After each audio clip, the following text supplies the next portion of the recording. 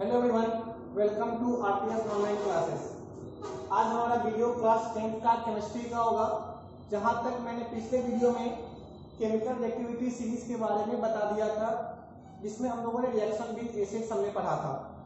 Reaction of acids से पहले तीन properties reaction of acid, water और ऑक्सीजन वाला रिएक्शंस मैंने करा दिया था। अब जो हमारा जो है वो है आपका रिएक्शन मतलब केमिकल रिएक्टिविटी सीरीज, ठीक है। उससे पहले एक छोटा सा टॉपिक है एक्वा रिजिया, ठीक है। एक्वा रिजिया, ठीक है। और एक्वा रिजिया जो होता है वो होता है आपका एक तरह का मिक्सर होता है, ठीक है। मिक्सर कहिए या फिर सॉल्यूशन कहिए, जिसमें कि HNO3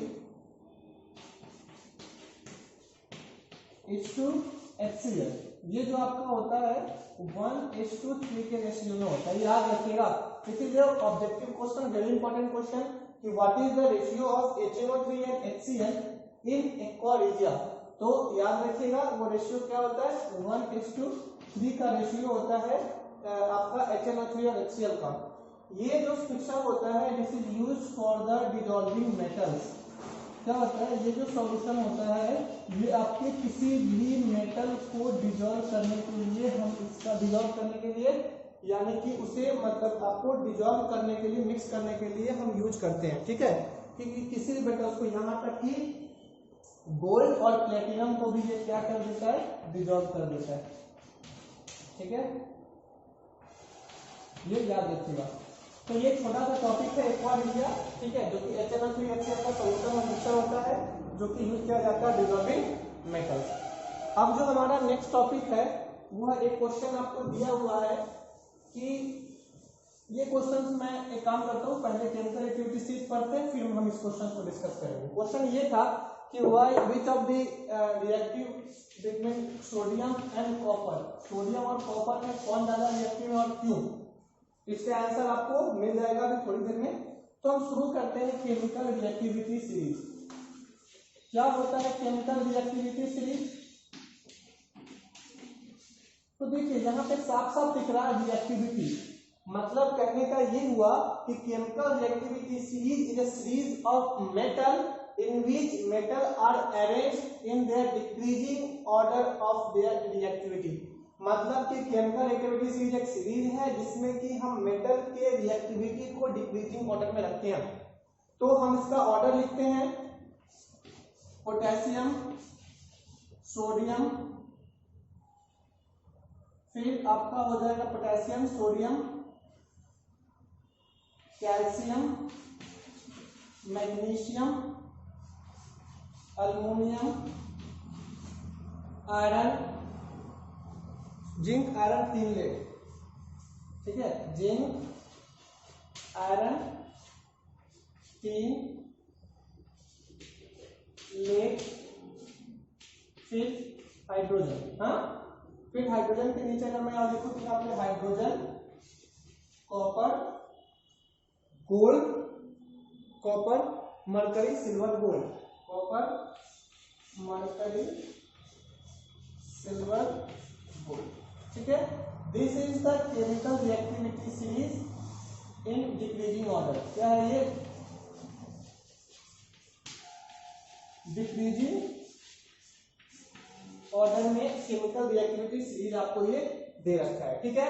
इसमें कि sodium, potassium, calcium, magnesium, they are highly reactive metals, ये आपके मॉडरेट रिएक्टिव होते हैं और ये आपके लेस रिएक्टिव। हाँ, sodium, potassium, sodium, calcium, magnesium, aluminium highly reactive, zinc, iron, तीन lead, aluminium is somewhere both, क्योंकि हमें पता था एल्युमिनियम जो है और जिंक जो है ये क्या होता है, एम्फोटेरिक नेचर का होता है ना।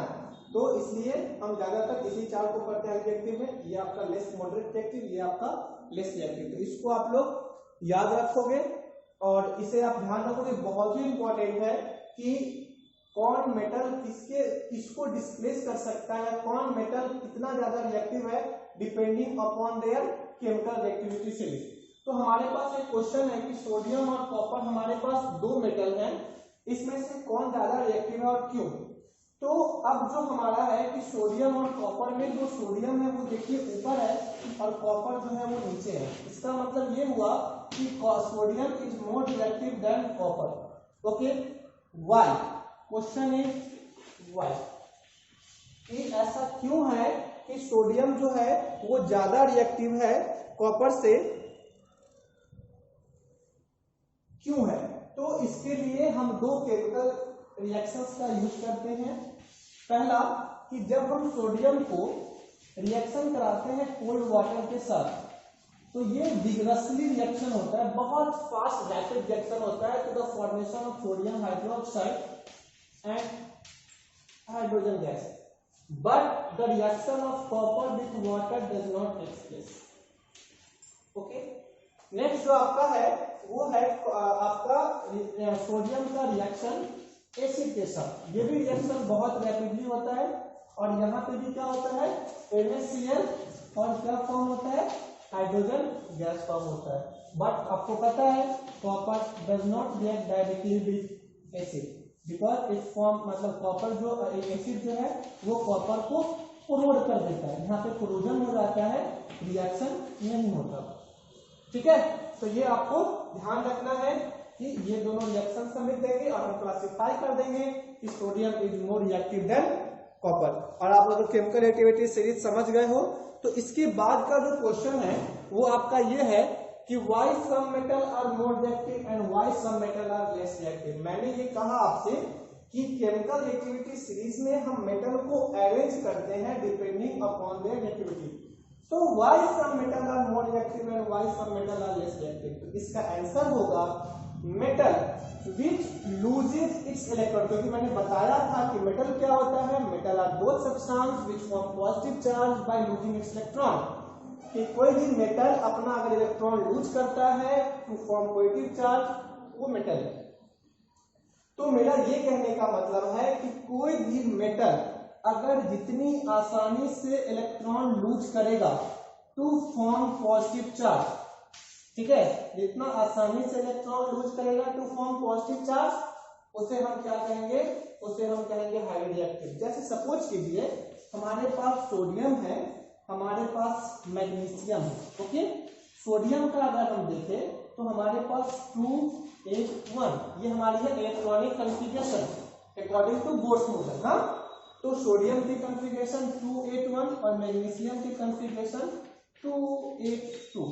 ओके, तो आप देखिए कि यहाँ पे तीनों के पास कितने नंबर ऑफ सेल हैं, यहाँ भी 3 नंबर ऑफ सेल, यहाँ भी 3 number of shell, but outermost shell में यहाँ पे इलेक्ट्रॉन की संख्या 1 है, यहाँ पे इलेक्ट्रॉन की संख्या 2 है। इसके कारण क्या होता है कि अगर आप इस सेल में इलेक्ट्रॉन की संख्या अगर आप बढ़ाओगे तो वो इलेक्ट्रॉन न्यूक्लियस के साथ अट्रैक्शन इंक्रीज करने लगता है। ठीक है, तो अगर इंक्रीज करेगा तो इस इलेक्ट्रॉन को लूज करने में क्या होगी, डिफिकल्टी होगी, ये इलेक्ट्रॉन आसानी से लूज नहीं करेगा। इसी कारण से अगर आप, ये मैं पीरियोडिक टेबल जब पढ़ाऊंगा आप लोगों को चैप्टर नंबर 5 तो वहां पे मैं एक्सप्लेन भी करूंगा।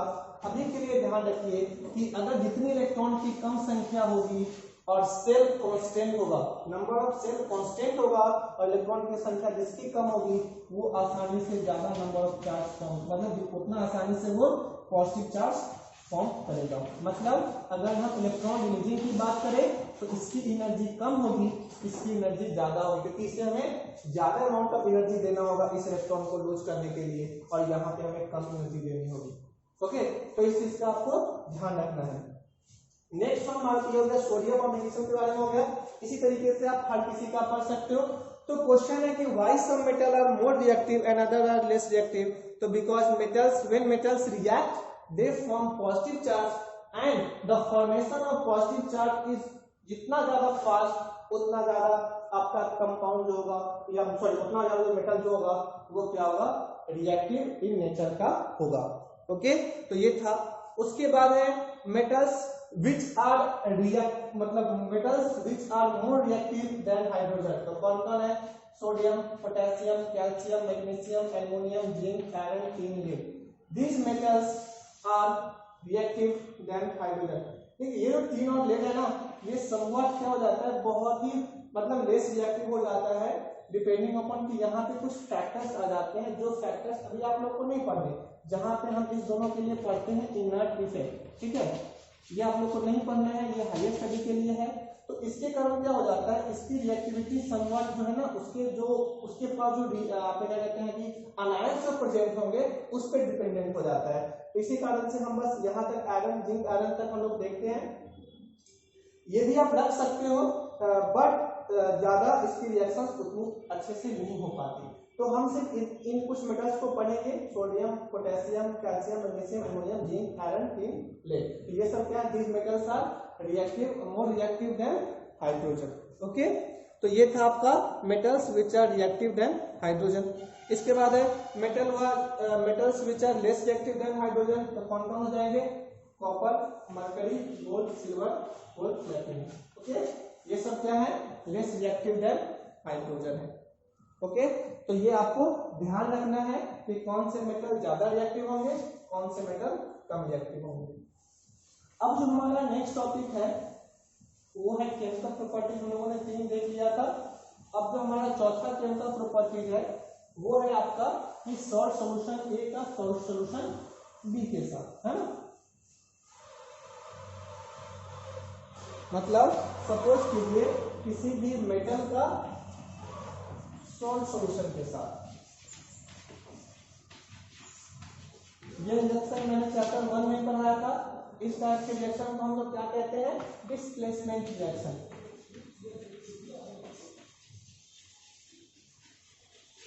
डिस्प्लेसमेंट रिएक्शन, इसमें क्या होगा कि जो आपका मेटल होगा वो ज्यादा रिएक्टिव होगा जो आपका सॉल्ट होगा उसके मेटल से। जैसे सपोज कीजिए हमारे पास है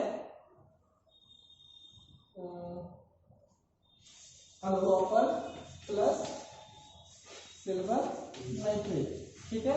हमारे पास रिएक्शन है कॉपर प्लस सिल्वर नाइट्रेट।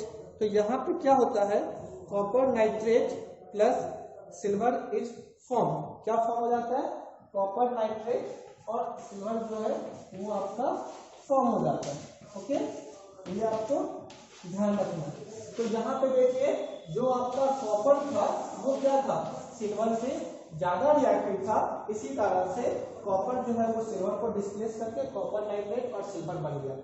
उसके बाद अगर आप देखें बहुत ही कॉमन एग्जांपल है आयरन और कॉपर सल्फेट का, है ना। इसमें भी आपने देखा होगा क्या हो जाता है कि iron plus iron sulphate plus copper, है ना। इस तरीके से आपको ध्यान रखना होगा। एक और एग्जांपल अगर आप देख सकते हो ZnSO4 वाला और कॉपर का, है ना।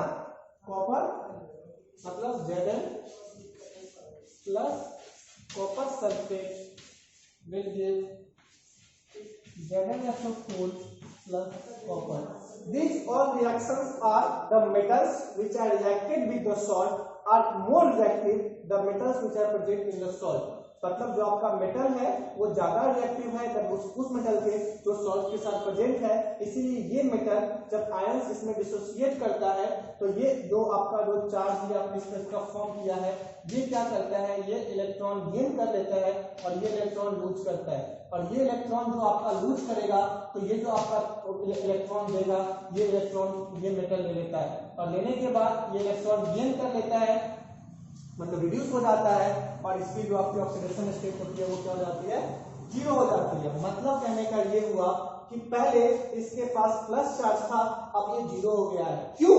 Because the metals which are present is highly reactive and it gives the electron and that electron is taken by the charged metal which are present in the salt। और ये plus charge लेने के बाद ये जैसे electron ये ले लेगा इस पर इलेक्ट्रॉन की संख्या बढ़ जाएगी और इसकी ऑक्सीडेशन स्टेट हो जाएगी जीरो। ओके, और इस कॉपर की ऑक्सीडेशन स्टेट कितने जाएगी यहाँ पे +2, तो जीरो से +2 और प्लस से जीरो। ओके, तो यहाँ पे आपने देखा कि लॉस ऑफ इलेक्ट्रॉन कैसे हो रहा है, गेन ऑफ इलेक्ट्रॉन कैसे हो रहा है। इस टाइप के रिएक्शंस को हम लोग रिडॉक्स रिएक्शन भी कहते हैं। ओके, उसी तरीके से ये भी है, उसी तरीके से ये भी है। तो metal plus salt solution displacement reaction होता है, एक रिडॉक्स रिएक्शन भी है जहां पे मेटल जो है वो यहाँ पे जीरो से ये कन्वर्ट हो गया +2 में और ये +2 से जीरो में कन्वर्ट हो गया है। And this reaction takes place simultaneously. Okay, तो ये था आपका मेटल का सॉल्ट सॉल्यूशन के साथ रिएक्शन। कुछ यहाँ पे आपके क्वेश्चंस हैं, उसको मैं एक एक करके आपको कुछ 2-3 इसी टॉपिक से रिलेटेड क्वेश्चंस है, इसे मैं कराता हूँ, फिर आपके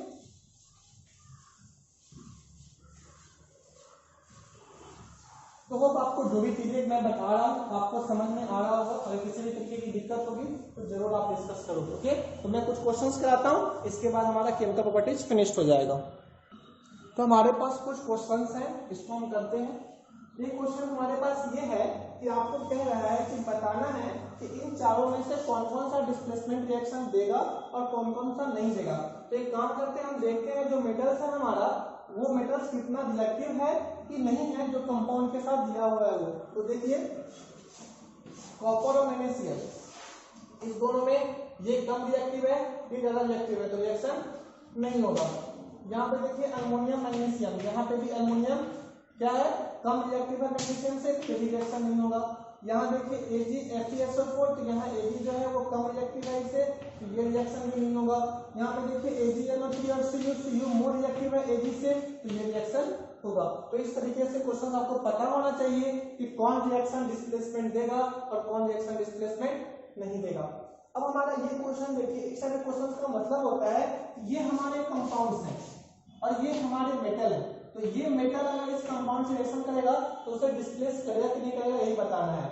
तो Zn अगर ZnO के साथ रिएक्शन करेगा या नहीं, Mg अगर ZnO के साथ रिएक्शन करेगा तो आपको मैग्नीशियम ऑक्साइड बनेगा, तो डिस्प्लेस होगा, डिस्प्लेसमेंट होगा यहाँ पे, और कॉपर इसके साथ रिएक्शन नहीं करेगा।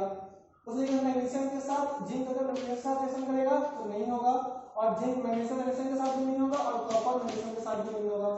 अगर हम कॉपर ऑक्साइड से रखें तो जिंक अगर कॉपर ऑक्साइड से रिएक्शन करेगा तो डिस्प्लेसमेंट होगा, क्योंकि जिंक जो है वो ज्यादा रिएक्टिव है कॉपर से। मैग्नीशियम कॉपर से करेगा, ये भी डिस्प्लेसमेंट होगा, और कॉपर से नहीं होगा।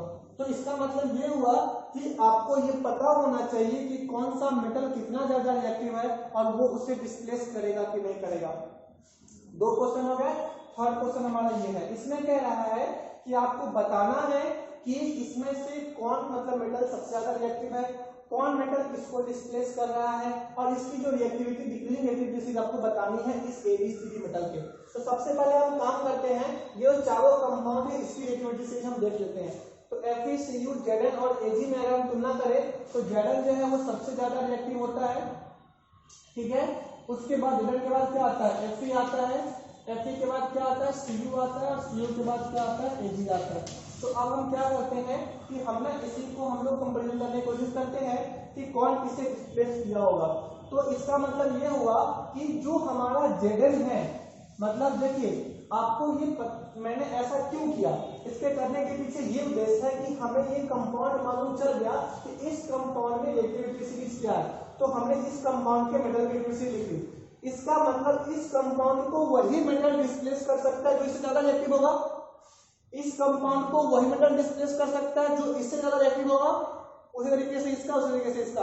तो अगर मान लीजिए कि मैंने एक ऑर्डर लिख लिया और मैंने कहा कि Zn जो है इस पूरे में सबसे ज्यादा रिएक्टिव है, इसका मतलब कि Zn जो है वही आयरन को डिस्प्लेस करेगा, वही कॉपर को डिस्प्लेस करेगा, Ag को डिस्प्लेस करेगा, पर Zn को कोई डिस्प्लेस नहीं कर सकता क्योंकि Zn से ज्यादा रिएक्टिव मेटल यहाँ पे कोई नहीं है। तो अगर देखिए जहां पे FeSO4 है और डिस्प्लेसमेंट लिखा हुआ है, मतलब जो आपका मेटल B मतलब B होगा वो होगा आपका क्या, मेटल B ही जो होगा वो आपको डिस्प्लेस कर सकता है किसको, Zn को। तो B जो है वो आपको FeSO4 को डिस्प्लेस किया है ना, इसका मतलब B जो है वो सबसे ज्यादा रिएक्टिव है।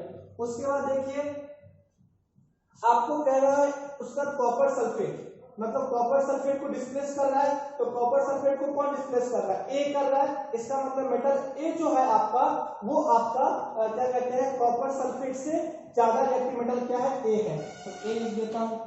उसके बाद देखिए कि C जो है वो Ag को डिस्प्लेस कर रहा, मतलब Ag को अगर डिस्प्लेस कर रहा तो वो Ag से ज्यादा रिएक्टिव मेटल करेगा, इसका मतलब ये ऑप्शन नंबर C। तो ऑर्डर क्या हो जाएगा, B A C और B, सबसे ज्यादा रिएक्टिव B, फिर A, फिर C और फिर B। तो ये आपका ऑर्डर है। तो तो कभी भी अगर इस तरह क्वेश्चन अगर आपसे पूछता है तो आप ये ध्यान रखोगे कि आपको सबसे पहले ये ढूंढना है कि जो मेटल्स आपके दिए हुए हैं उस मेटल्स में कौन सबसे ज्यादा रिएक्टिव है, कौन कम रिएक्टिव है। अगर आप वो ढूंढ लेते हो तो आप ऐसे क्वेश्चंस को कर सकते हो। ओके, तो ये था आपका, इसे आप ध्यान रखोगे, इस तरह क्वेश्चन आप कर भी लोगे। अगर और भी क्वेश्चंस कोई मिलता है आपको तो आप मुझे बताओगे। तो ये कुछ क्वेश्चंस थे related to metal react with salts of metal, कि अगर ऐसा कोई रिएक्शन होगा उसमें हम कैसे हम बताएंगे कौन ज्यादा रिएक्टिव है, कौन कम रिएक्टिव है। अब जो हमारा दो केमिकल एक्टिविटी सीरीज और बच जाती है मेटल की, कि मेटल प्लस क्लोराइड और मेटल प्लस हाइड्रोजन। इसके बारे में बताता हूं। ये आपका होमवर्क रहेगा कि आप इससे रिलेटेड जो भी आपके मतलब इक्वेशंस होंगे, केमिकल इक्वेशंस, आप मुझे लिख करके बताओगे। मेटल प्लस क्लोराइड जब भी रिएक्शन करता है तो आपका फॉर्म करता है आयोनिक सॉल्ट। अब ये आयोनिक क्या होता है, तो मैंने बताया था ionic compound are those compound which are formed by the transfer of electron और by the losing and gaining of electron. मतलब कि आयोनिक कंपाउंड जो होता है वो आप ऐसा कंपाउंड को कहते हैं जहां पे इलेक्ट्रॉन अपना क्या कहते हैं लूज या फिर गेन करके या फिर ट्रांसफर करके अपना बॉन्ड फॉर्म करता है। फॉर एग्जाम्पल कि अगर हम सोडियम का रिएक्शन कराते हैं क्लोरीन के साथ तो आपका जो NaCl फॉर्म किया, this NaCl is by the transfer of electron, losing and gaining of electron, because sodium form plus charge by losing electron and chlorine form minus charge by gaining electron, and this form NaCl. So this salt is formed by the transfer of electrons, so this compound is ionic compound. ये आप ध्यान रखोगे कि जो भी metals अगर chloride के साथ रिएक्शन करते हैं they form ionic salt. Okay, Mg plus Cl2, Ca plus Cl2, Al plus Cl3, these all are the salts which are formed. अब यहाँ पे भी आपको एक्टिविटी सीरीज ध्यान रखनी होगी। जो ही नहीं है कि डायरेक्टली लेड या फिर टेन को अगर आप रिएक्शन कराते हो क्लोरीन के साथ रिएक्शन हो जाए और आपका 100% कंपाउंड फॉर्म करे, तो जितना ज्यादा रिएक्टिव सब्सटेंस होगा उतना फास्टर फॉर्मेशन ऑफ क्लोराइड होगा, जितना लेस रिएक्टिव होगा उतना कम आपका क्या होगा, क्या कहते हैं कि वो इलेक्ट्रॉन आसानी से लूज नहीं करेगा। अगर इलेक्ट्रॉन आसानी से लूज नहीं करेगा तो क्लोरीन गेन नहीं करेगा, अगर गेन नहीं करेगा तो कंपाउंड उतना अच्छे से फॉर्म नहीं करेगा। तो ये चीज आप ध्यान रखोगे कि कौन मेटल सॉल्ट क्लोराइड के साथ कितना फास्टली रिएक्शन करता है।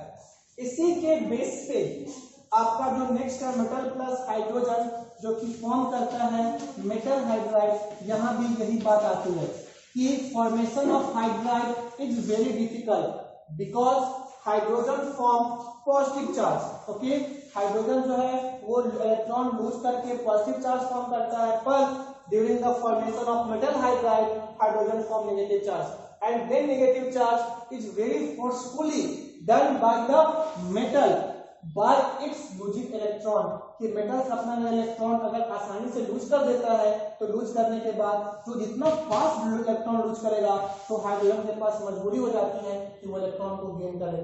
और इसी कारण से जो आपके फर्स्ट रिएक्टिविटी सीरीज में जो मेटल्स आते हैं sodium, potassium, calcium, magnesium, these metals form hydride with hydrogen. ये मेटल्स जो है वो हाइड्राइड फॉर्म करते हैं, sodium hydride, potassium hydride, calcium hydride और मैग्नीशियम हाइड्राइड। ओके, ये आप ध्यान रखोगे। रेस्ट मेटल्स जो है वो उतना अच्छे से हाइड्राइड नहीं फॉर्म कर पाते because these hydrides are very difficult to the formation of क्या कहते हैं कि मेटल जो है वो उतनी आसानी से इलेक्ट्रॉन लूज नहीं कर पाता। तो इस चीज को आप ध्यान रखोगे और इस चीज को आप अच्छे से करोगे। तो होप आपको ये सारी चीजें समझ में आई होगी। मैं इस टॉपिक को केमिकल प्रॉपर्टीज ऑफ मेटल्स को यहीं पे खत्म कर रहा हूँ, लेकिन अगर फिर भी अगर आपके पास कोई डाउट रहता है तो आप मुझसे पूछोगे और डिस्कस करोगे, मैं आपको समझा दूंगा और आप अच्छे से पढ़ाई करोगे। और जो मैंने कहा है ये चीज आप मुझे करके अगर ग्रुप में आप मुझे बताओगे कि सर इसका इक्वेशन ये हो सकता है। होप आपको ये समझ में आई होगी। अच्छे से पढ़ाई कीजिएगा, अपना ध्यान रखिएगा। Thank you.